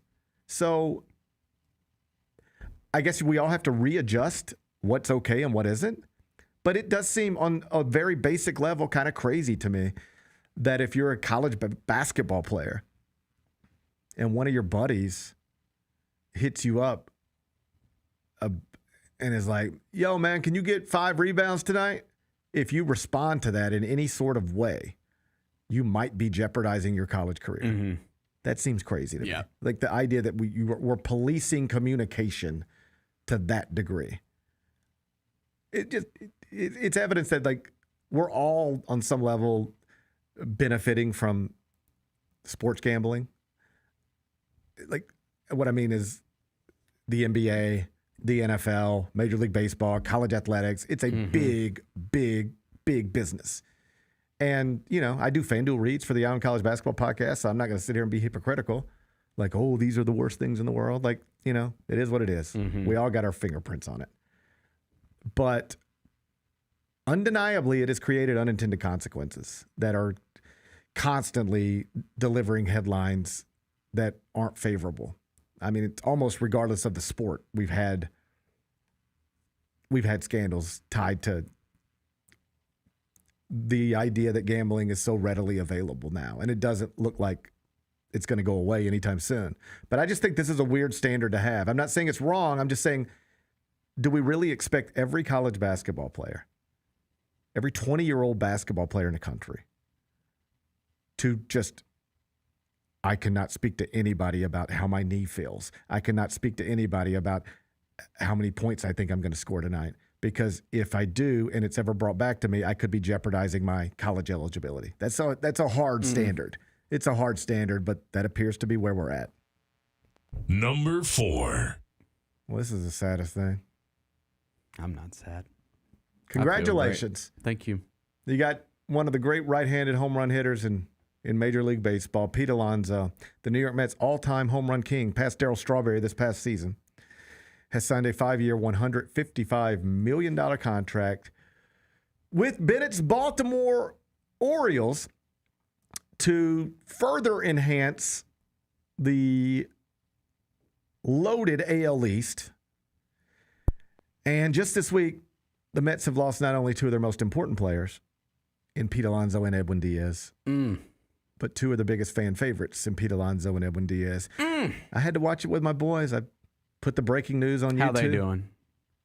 He like really is one of their favorite players. I'm sorry, I mean, guys. They're fine. We talked about it this morning. We talked about it on the way to school. But I showed you, like I've been to a lot of Mets games over the years. I've been to playoff games. I've been to, you know, Subway Series, you name it. The most fun I've ever had in a baseball park at a Mets game. And I've been to like, they just clinched the NLCS. You know, I've been to that. Mm-hmm. And that was not as much fun as Oliver went with me on a work trip a couple years ago. Just me and him. Yep. And it was one of those where I had a show to do, but show's done at 5, and then we're going to jump straight on the train, go to Citi Field, go to Mets game. And we sat right by the Mets dugout, front row, right by the Mets dugout. And it felt like it was going to be a miserable night. They went down like 5-0. And you know, they load the base. It's 5-1 now or 5 whatever. They load the bases, and Alonzo comes out. And he homers, grand slam. And the Mets come back and win that game. And you can see it. I've got the video still. You can see me and Oliver both jump up when as soon as bat to ball, it's like clear, it's gone. And that watching my middle guy be that excited, he was like, you know, he saw that in person, and he was just like Jess asked me last week, like, do you ever go back to these videos? And there's really only I got a whole phone filled with videos. There's really only two that I care about. There's one of Lou at the Kendrick concert, going bar for bar with Kendrick. I just love having that. And there's one of Oliver being incredibly excited, first for a Alonzo grand slam and then a Lindor walk-off game-winning hit. And I have both of those videos. Like my kids reacting to stuff that I care about as well, to stuff that I introduced them to. And so Pete Alonso, this is my point, is responsible for like my favorite baseball memory that I got to experience with one of my boys, and I hate seeing this. Well, now my kids get to grow up reacting to it. So thank you for the memories that are about to be made. Now your kids can celebrate Pete Alonso homers. As for like the actual baseball stuff, what it sounds like is the Mets just were not going to go there. Bro, I am shocked that the Orioles did this. Like, they don't do this. This is the biggest annual average value contract for a first baseman in Major League Baseball history, and they just gave it to a guy in his 30s who's big-bodied, slow-footed, a net negative on defense. He's going to have to DH for much of this contract. And the Mets had just decided, we'd like to have him back, but we're not doing 5 years. And we're probably not doing $30+ million a year. Yeah. And so reportedly, the Mets never even made a formal offer. They recognized like early in the week, this is going, the bidding between the Red Sox, it sounds like it came down to Red Sox Orioles. Alonzo's wife is from Boston. So a lot of people thought it would be Boston. But the Orioles seemed to blow everybody out of the water with this offer. And the Mets reportedly were just like, we know what Boston's offering. We know what Baltimore's offering. We're not comfortable with either one of those. He might pick them over us anyway, but we don't even want to get involved in those numbers. So they really just let him walk. I mean, like, it's a huge risk for the Orioles, and they don't do this. They don't. I mean, it's the most famous player they've signed in years, Yes. like by far. And so it's obviously a huge risk. It does. I'm very excited about it for the simple fact that it looks like they want to win. Because if you remember, last season was a disaster. Yeah. But the prior 2 years, they were a playoff team, and they had this young up and coming team. And then just the rails fell off last year. The pitching was terrible, and they've obviously got to get that addressed. But it shows that they want to get back to winning, which is exciting for a team like that. I'll read it straight from the mouth of Jeff Passan. He said, the Baltimore Orioles lineup might have the best lineup in baseball. Whatever order Craig Albarnez chooses, he's got Gunnar Henderson, Pete Alonso, Jordan Westberg, Taylor Ward, Adley Rutschman, Jackson Holliday, Sam Basello, Dylan Beavers, and Colton Cowser. A wrecking crew. Man, I wish I had a wrecking crew. End quote. I like wrecking crew. That's pretty good. Yeah, put that on a t-shirt. I would like to have I wouldn't mind having a wrecking crew. So we're going this summer. We are. It goes without saying we're going to a game now. Like, we will be there. We're going to make sure he's playing, and we're going. It sounds like the Mets here just sort of pulled a same thing they did with DeGrom. If Texas wants to give you that contract, let them give it to you. Thank you for your time. And it might be a smart baseball thing, but it hurts. It sucks. Yeah. Like, people love this guy. Like, he hit big home runs. Yeah. And like created the Let's Effing Go Mets, and that was a t-shirt, and like, like he's a fan favorite. And so I understand it from a baseball perspective, but it coming on the heels of the Edwin Diaz signing with the Dodgers is tough for a Mets fan. Yeah. Because Diaz is another fan favorite. And that one's the one that's a little more troubling. Yeah. It sounds like with Alonzo, they were like, we're not going to do that. We're not doing that contract, so you need to take that contract. Diaz, he just left. They would have paid him. And he was reportedly upset. The Mets collapsed, and then they fired a bunch of coaches. They kept the manager. They fired a bunch of coaches, including the pitching coach. And Diaz reportedly was upset. They fired Jeremy Hefner, the pitching coach, without even talking to him. Then they went out and signed another reliever for a big contract that, on a surface level, they were just like, he's going to be the setup man for Edwin Diaz. Yeah. But Diaz was reportedly upset. Like, why are you giving all this money to this other guy in the bullpen? Like, without even talking to me? Like, shouldn't you let me know Hey, here's what we're doing. Do you want this guy setting you up? What do you like? He just felt like he was disrespected by not being involved in the conversations. Yeah. And said, you know what? I'll just go try to win a championship with the Dodgers. They've just won the past 2. And so the rich get richer. But that's the one that's concerning, because if you're a Mets fan, the great thing about all this is you now have the wealthiest owner in baseball. Mm-hmm. There's no richer person in Major League Baseball than the Mets owner, Steve Cohen.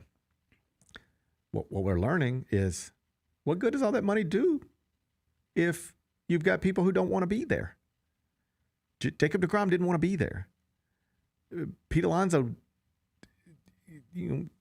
almost didn't come back last year, but now he's out the door.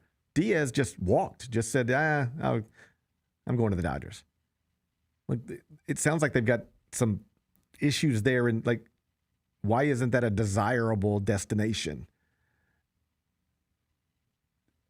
Like, Max Scherzer was pretty clear when he signed with the Mets. I didn't really want to play for the Mets, but I can't turn down. They just made me the richest pitcher in baseball history. I've got to take the contract, but that's why I'm doing it. So they've got some other stuff to fix, because right now the money ain't spending the way people don't want to take the money, it looks like. Right. So they're going to have to do something big now, make a trade for Skubal, or get involved with Cody Bellinger, or get involved with Alex Bregman. They're going to have to do something big now, because the fan base is like, yo, what happened? Yeah. At one point last season, we had the best record in baseball. Then we missed the playoffs. Now Pete's gone. Diaz is gone. What is going on? So they're going to have to get real aggressive and maybe overspend in certain aspects, because when you lose 2 key members of your franchise like this, it's a hard thing to overcome.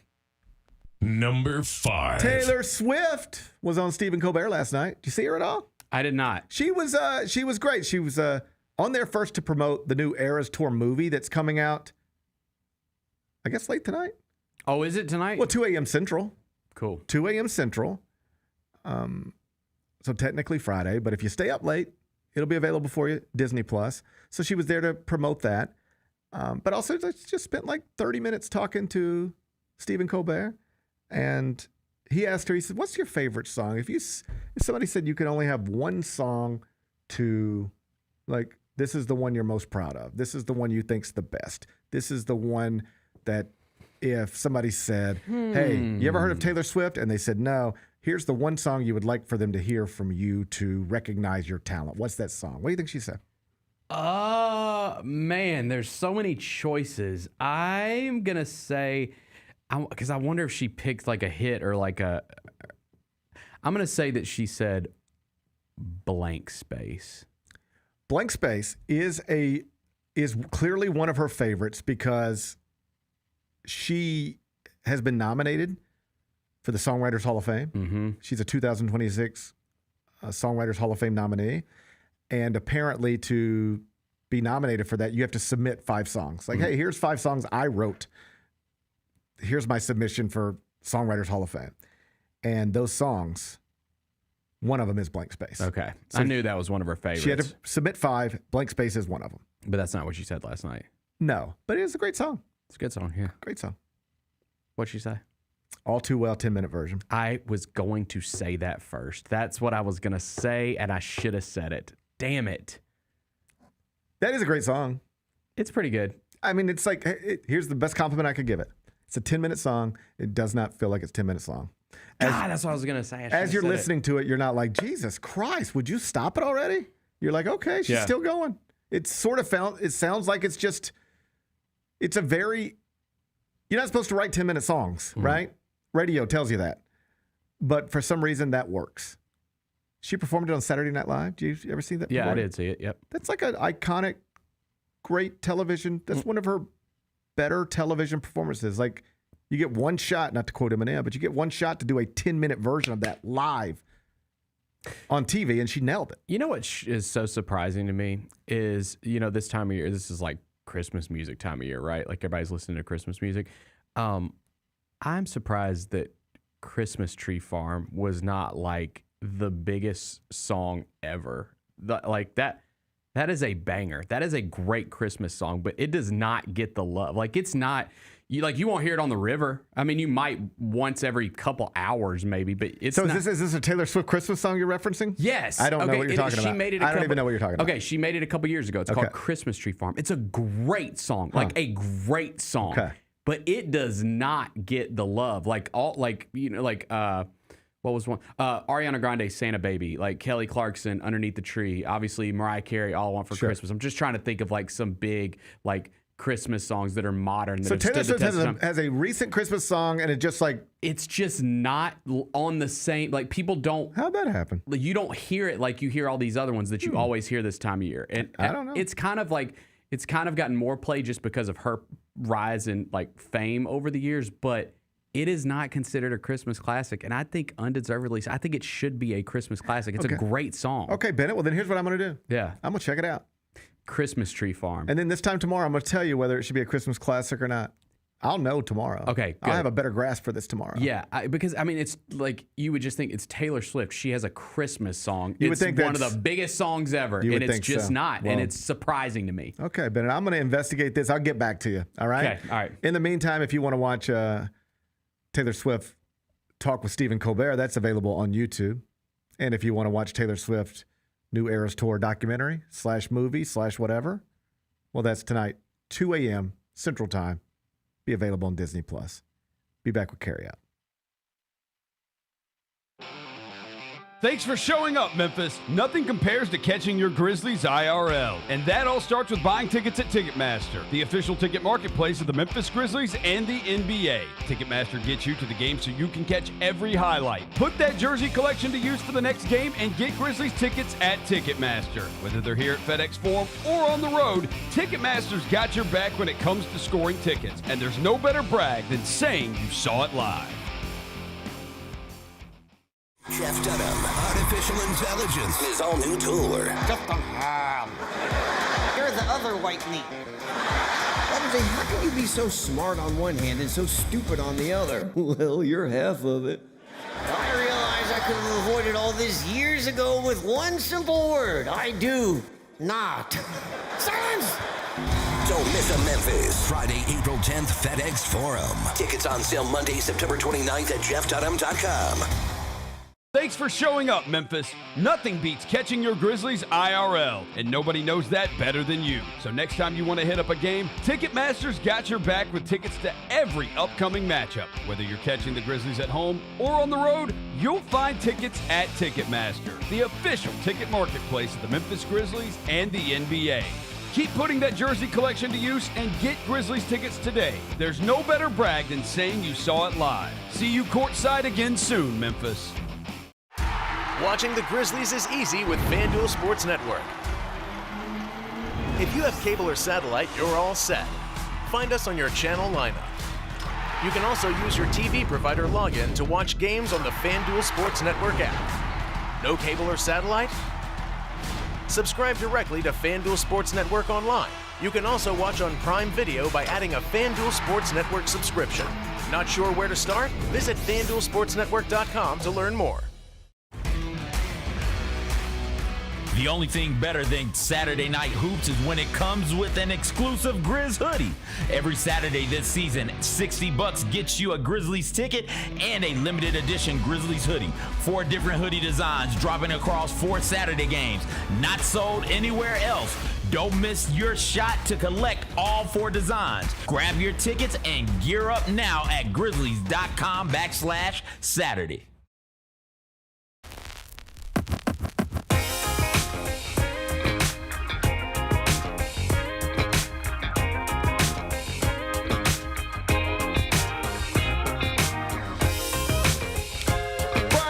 Just got a whole lot better. Buckets and Brews is the ultimate way to tip off your weekend every Friday this season. Grab a terrace level ticket to the Grizz game and 2 12-ounce Miller Lights for just $55. And the next night for great seats, cold brews, and Grizzlies basketball is tomorrow night inside FedEx Forum. Utah Jazz in town as the Memphis Grizzlies restart their season after a little break because of the NBA Cup quarterfinals. 7 o'clock tip inside FedEx Forum. Let's do GP's carry out. It's time for GP's Carryout. One final segment filled with stuff to take with you. It's not everything you need to know, but it's most of it. What did we miss today? We got an update on the Sherrone Moore situation up in Michigan. Okay. It's quite a situation. What's going on? Dan Wetzel is reporting that Sherrone Moore is, quote, expected to appear in court for arraignment later today, according to the Pittsfield Township Police Department. Now, I'm not a legal scholar, so I'm not going to speculate on what that means. Okay. But it can't be a good sign, can it? It cannot be a great sign. Like, no. I am not expected, me personally, to appear in court for arraignment today. Still early, but are you expected to appear in court for arraignment today? God, I hope not. Okay. See? Now, what if you were? That'd be a worse day, right? Mm-hmm. That'd be a bad sign. So I'm going to say this is a bad sign. It does seem like a bad sign. Yes. It does seem like a bad sign. We've had coaches lose their jobs because of inappropriate relationships, and we've had coaches get arrested. Not often coaches get arrested in connection to losing their job because of an inappropriate relationship, but here we are. Here we are. Oh, buddy, I bet we're going to have a bunch more stuff to talk about tomorrow connected to this case. I doubt we're done hearing about this. I doubt we're done here. Yeah. I doubt we're done here, but let's be done here for today. Okay. All right. Sounds good. What's today's biggest game? Thursday Night Football. Man, I need a winner. You haven't updated the record lately, but I don't feel good about whatever you've got written down. 283, 251, and 4. You're now plus 1.7 units after last night. And at some point, Bennett, I try not to put pressure on you. I know. You knew you knew. I could tell how you're talking yesterday. I try to let you make your own decisions. Mm-hmm. I treat you a little bit like my children. Yep. I want to guide you. Yeah. But I don't want to make decisions for you. I want to get you to a place where you make good decisions for yourself. Mm-hmm. I want to help you get to a place where you make good decisions for yourself, but I don't want to have to make those decisions for you. Okay? So yesterday, as you were enthusiastically taking Wisconsin on the road at Pinnacle Bank, I looked at you and I said, Bennett, Nebraska's undefeated. Wisconsin's twice defeated.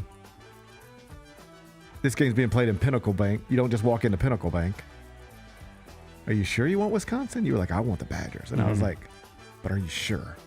Because you could either right now, in what is basically a coin flip situation, you could take the team that never loses or the team that often loses. Which one do you want to take? The team that never loses at home or the one that often loses on the road? And you looked right at me. And you were just like, give me the Badgers. I was like, shit, I don't know what to do. So I recorded it. Yeah. Wisconsin plus the 1.5. It wasn't even close. It was 90-60. Nebraska won the game by 30 points. Yeah, apologies to Nebraska fans who we did meet a couple of them last year when they were here for the NCAA tournament. Yeah. It's like, the thing is, I didn't think that they were ready to deal with the success. Sometimes when you get that number next to your name, it can be a little... There's a lot of pressure. Sure. And so I was like, man, Wisconsin, they've been here before. Like they can handle. They're just a well-run program. Just Wisconsin's always kind of in the mix, right? Yeah, they weren't last night. They weren't last night at all. They were not in the mix. It was a mistake. They got. Hey, it's only a mistake if you don't learn from it. Let's not call it a mistake. Shout out to Nebraska. Let's not call it a mistake. Let's call it a lesson. Okay. Let's not call it a mistake. Let's not say you made a mistake yesterday. Let's say you learned a lesson yesterday. What's the lesson? Don't pick against the ranked team at home, going against a non-ranked team. That's a good place to start. Yeah. That's a pretty good lesson.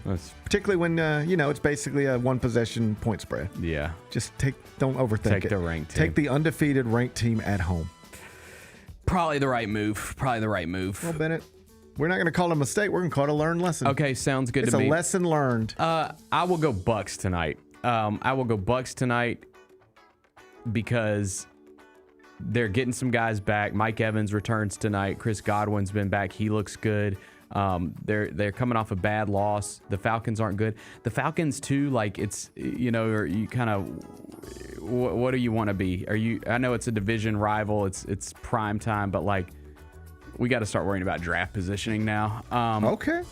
I'm going to go Bucks. I think the Bucks bounce back and handle them. Bennett said lay 5.5 with Tampa Bay. Kick 7:15. You can watch it on Prime Video. What are we watching on TV? Can I interest you in Jay Kelly? Yes, you absolutely can. I will be watching this as soon as I possibly can. Okay, so I walk in yesterday. Had a busy day yesterday. I had to go to the Charles Huff press conference. Yep.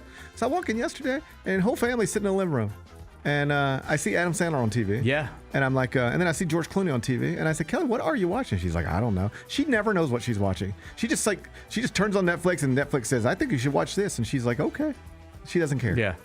I'm like, what are you watching? She's like, I don't know. And I'm like, is this a new movie? She's like, I don't know. And I was like, well, did you like it? And she was like, yeah, I guess so. That's the extent of her movie watching. But it's a new movie starring Adam Sandler and George Clooney on Netflix. Yeah, Noah Baumbach directs. He's great. Love him.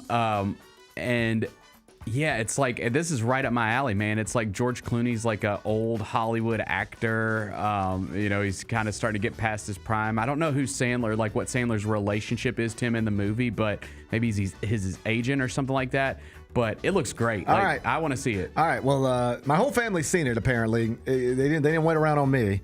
So maybe I'll catch up with them at some point tonight. Jay Kelly, it's got good ratings, Rotten Tomatoes. You can stream it on Netflix right now. What's the best thing we've read? My buddy Kyle Boone's got a new mock draft over at CBSSports.com, NBA mock draft. He still has it. Number 1, Darren Peterson. Number 2, AJ Debonta. Number 3, Cameron Boozer. Those are most people's top 3 picks. He's got the Grizzlies taking 2 picks in the first round. Tunde Yesufu plays for Baylor, just played against the Tigers earlier or this past weekend. He's got them going first. And then with the 19th pick, that one coming from Phoenix, he's got him taking Kingston Flemings, the one-and-done guard out of Houston. You can find his mock draft, CBSSports.com. What's on tap for tomorrow? Tomorrow will be Friday. Get you ready for the Grizzlies' return to the court here inside FedEx Forum. Jessica Benson in the first hour.